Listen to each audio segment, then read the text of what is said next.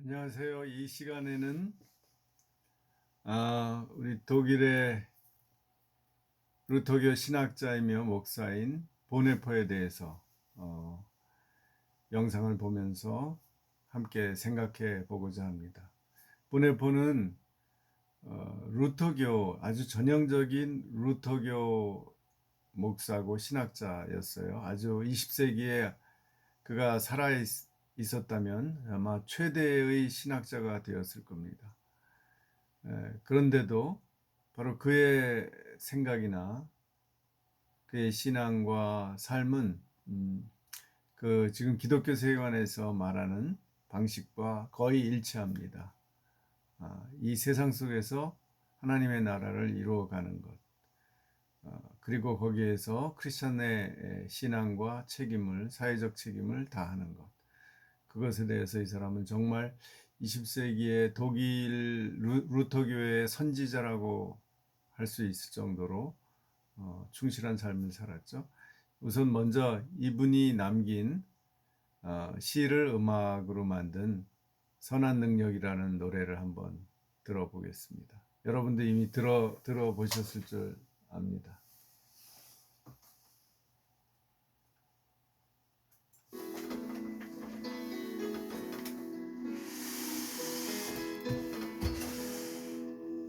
선한 힘의 보혈이 감싸여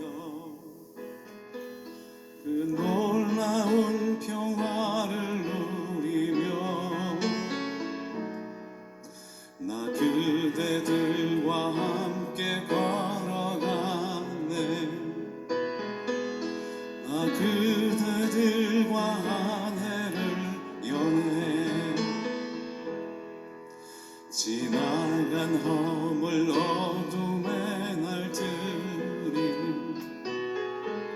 무겁게 내 영혼 짓눌러도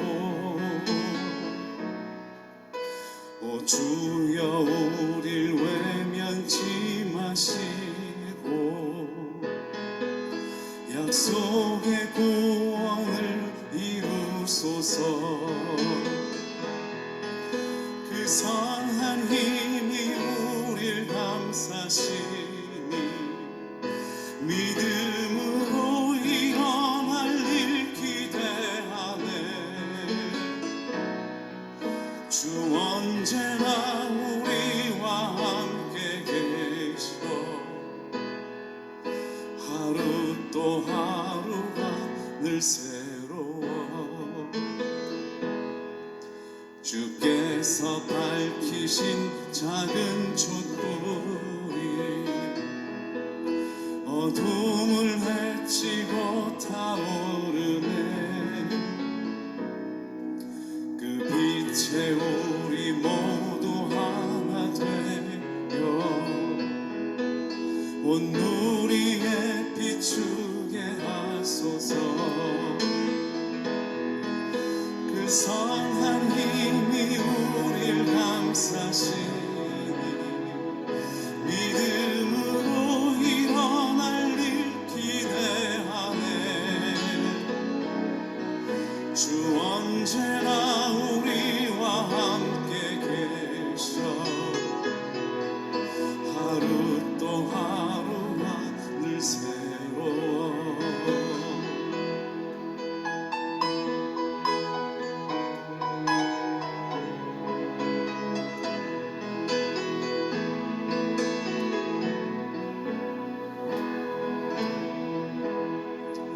이 고요함이 깊이 번져갈 때 저 가슴 벅찬 노래 들리네. 다시 하나가 되게 이끄소서.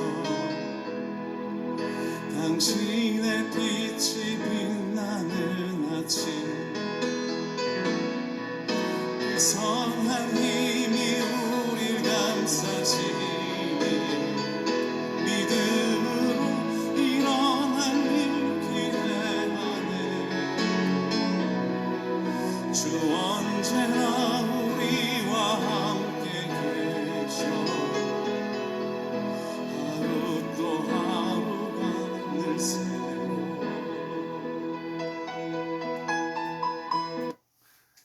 예.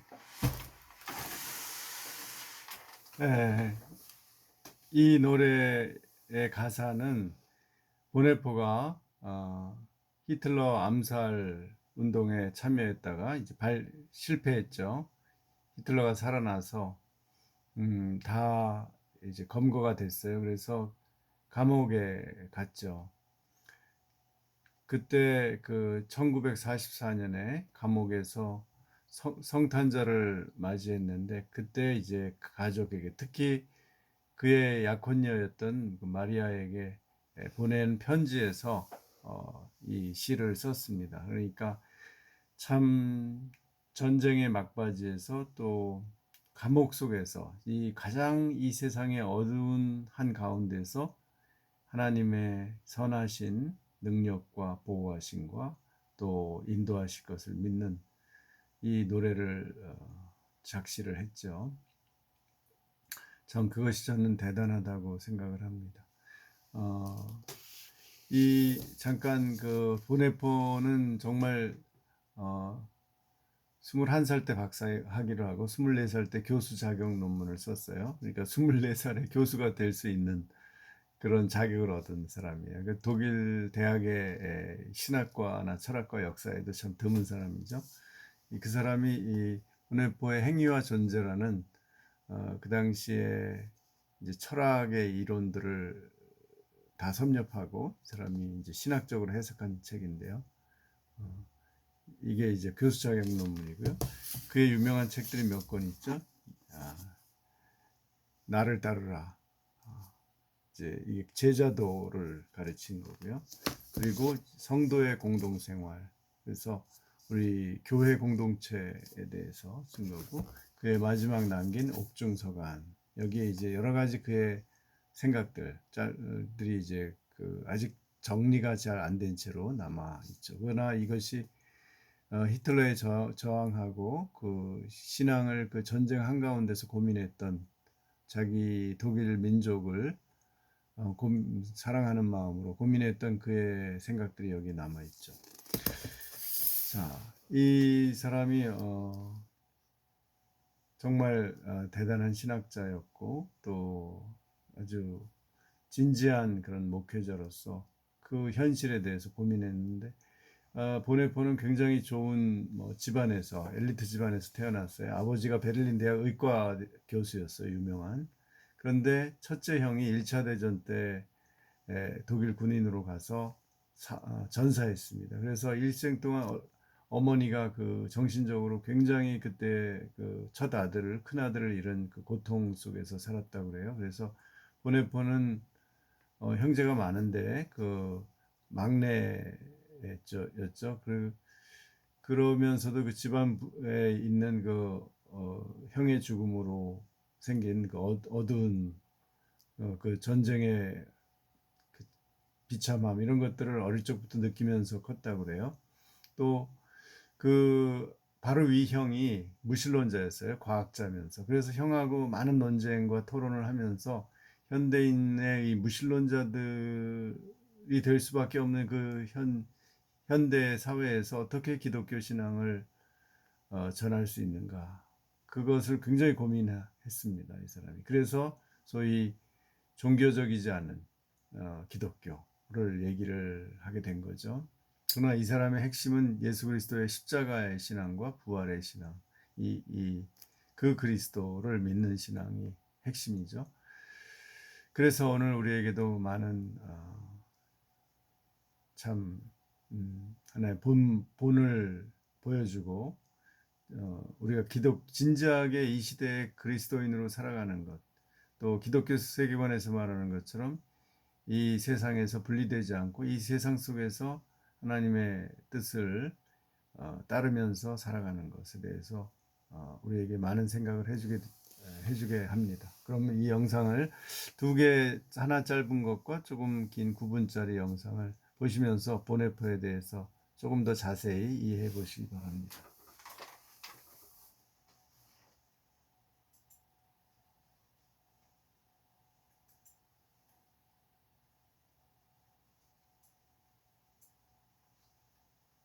자, 또 짧은 영상입니다. 진정 그리스도는 오늘 우리에게 무슨 의미가 있는가? 신앙 없는 세계에서 교회의 존재 의의는 무엇인가? 우리는 하나님에 대하여 어떻게 말할 것인가? 값싼 은혜는 회개를 요구하지 않고 용서를 전하는 것이며, 교회의 훈련 없이 세례를 주고 신앙 고백 없이 성찬을 행하며 통회함이 없는데도 사죄를 선언하는 것이다. 한 사람이 신앙이 무엇인가를 배우는 때는 이 세상에서 철저히 살아가고 있을 때이다. 우리는 우리의 삶을 철저히 하나님의 품으로 내던져 이 세상에서 그의 고통에 함께 참여해야 한다. 교회는 이 세상의 사람들을 위하여 존재할 때 비로소 그 본연의 모습이 드러난다. 우리는 이 세상의 구석구석에 스며들도록 이 세상의 잔을 마셔야 한다. 예수를 따르는 유일한 길은 이 세상 속에서 사는 것이다. 그리스도는 인간을 선하게 할 뿐 아니라 또한 강하게도 하신다. 진정 그리스도는 오늘 우리에게 무슨 의미가 있는가?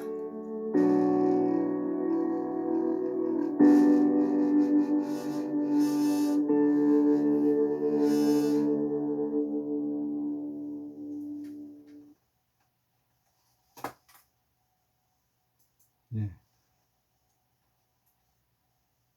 또 하나의 영상을 보겠습니다.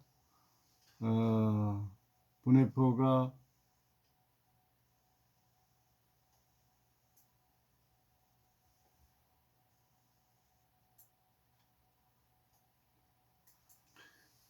결국은 2차 대전 때 자기 목숨을 바쳐서 기독교 신앙을 기독교 신앙인이 어떻게 살아야 하는지를 보여줬죠. 그에 대해서 조금 더 자세한 영상을 보겠습니다. 1세기의 기독 지성이었던 C.S. 루이스와 댈러스 윌라드 박사, 기독 영성가 유진 피터슨 목사, 리처드 마오 미국 플로신학교 전 총장, 크리스천 변증가 조시 맥도웰 목사 등이 공통적으로 강조한 말이 있습니다. 바로 기독교는 종교가 아니라는 말입니다. 그들 모두는 말했습니다. 기독교는 종교도 라이프 스타일도 신념도 아니다. 그 이상의 어떤 것이다. 디트리 보네퍼를 아십니까? 아마 한국의 많은 분들, 크리스천뿐 아니라 비신자들도 보네퍼라는 이름은 한 번쯤 들어보셨을 것입니다.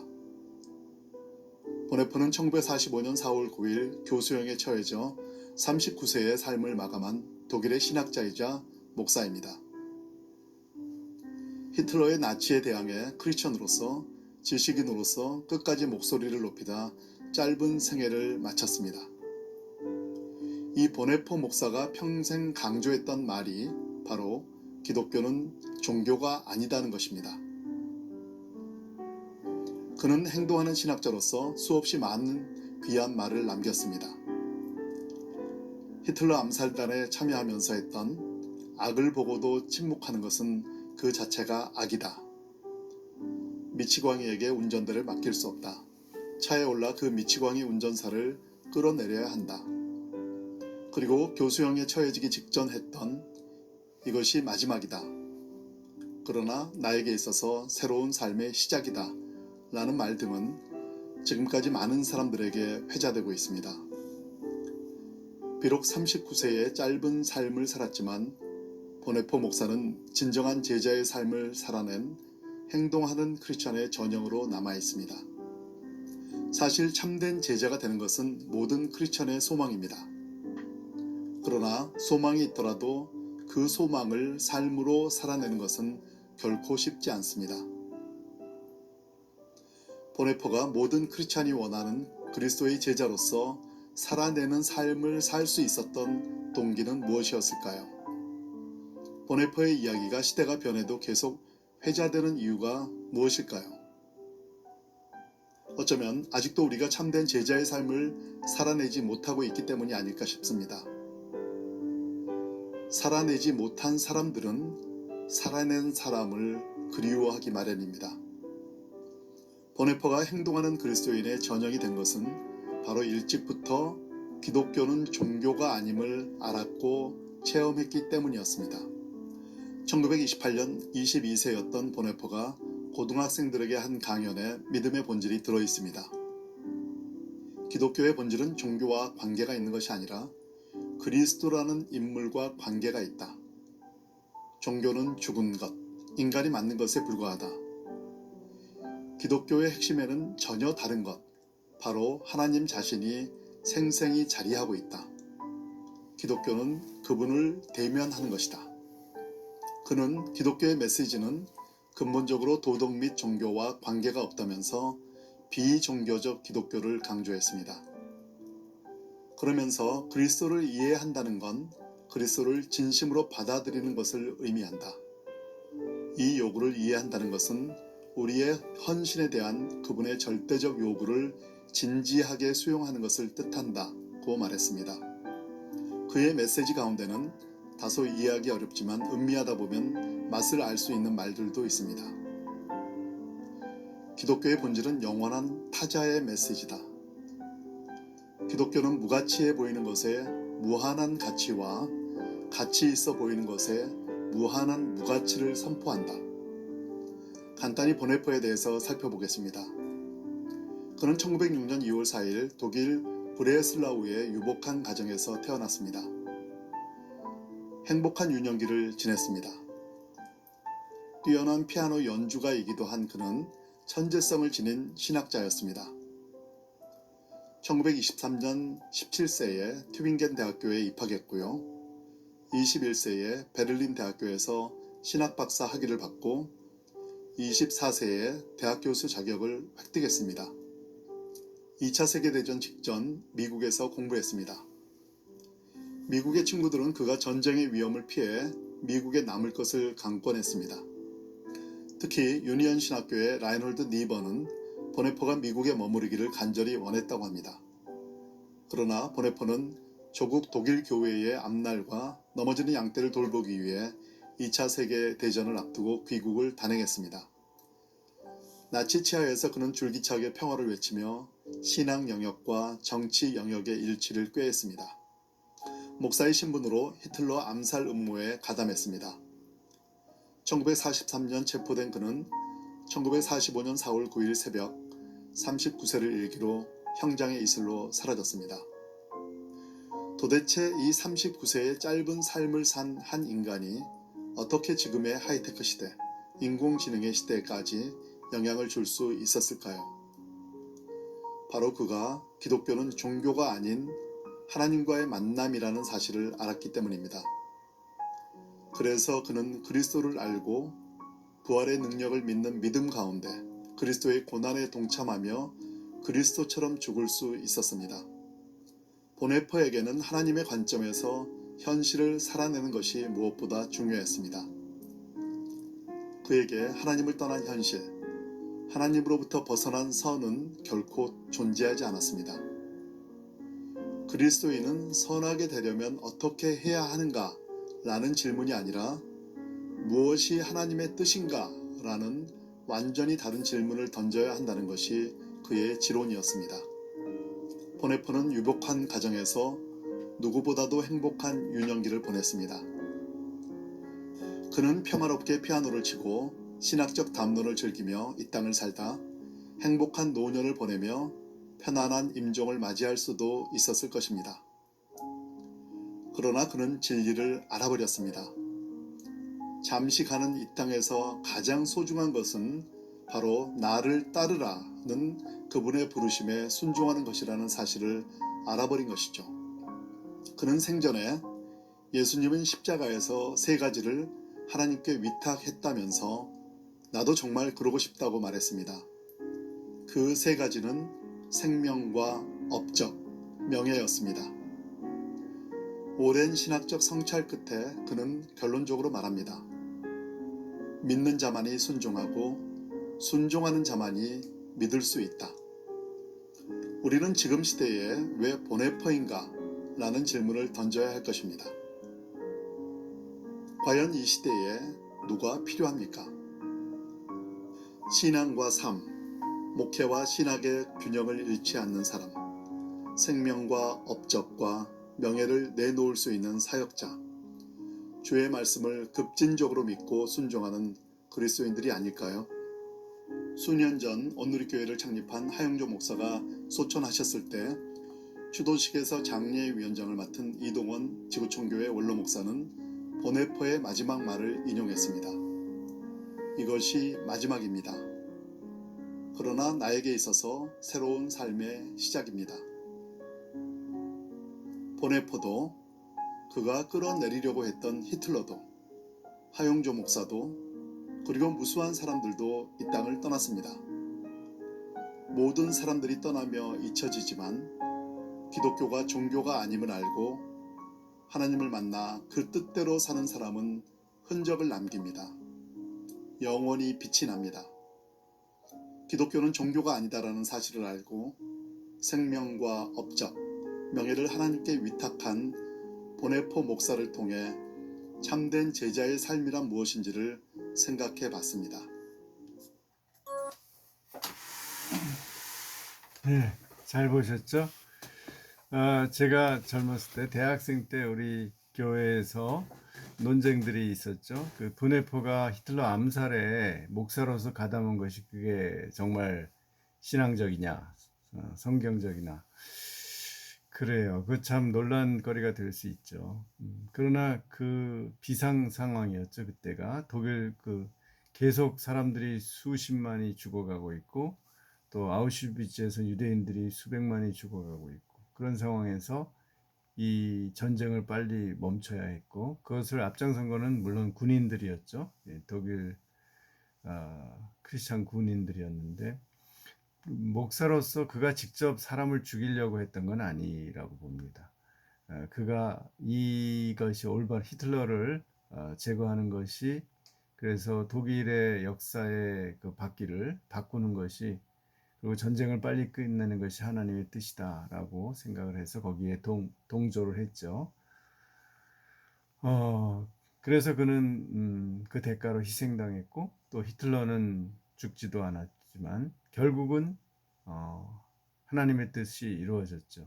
비록 보네포는 목숨을 바쳤지만 결국 히틀러는 멸망했고 그의 제3제국은 무너졌죠. 그리고 독일 사람들은 결코 이 경험을 잊지 않습니다. 절대로 인종주의에 의해서 유대인들을 이렇게 박해하거나 또 그 당시에 히틀러가 유럽의 그 집시족을 또 독일에서는 그 사람들을 신티라고 불러요. 이 사람들을 또 다 학살했거든요. 이런 짓을 절대로 하면 안 된다. 그래서 독일은 굉장히 자유주의적인 국가지만 이 히틀러, 네오나치 이런 것을 주장하는 사람들에서는 가혹하게 대합니다. 당장 그 길에서 잡아다가 감옥에 쳐넣고 아주 엄격하게 형을 구형합니다. 그것이 왜냐하면 다시는 그 나치 때 독일 국민들이 저질렀던 그 과거의 역사로 돌아가지 않기 위해서 그런 거죠. 그리고 정말 최선을 다해서 유대인들에게 보상을 했죠. 정말 이 일본하고는 상대할 수 없을 정도의 수백억 달러의 그 몇십 년 동안 계속 보상을 하고 사죄를 했습니다. 이런 게 이제 기독교 정신이 있는 국가하고 다른 거죠.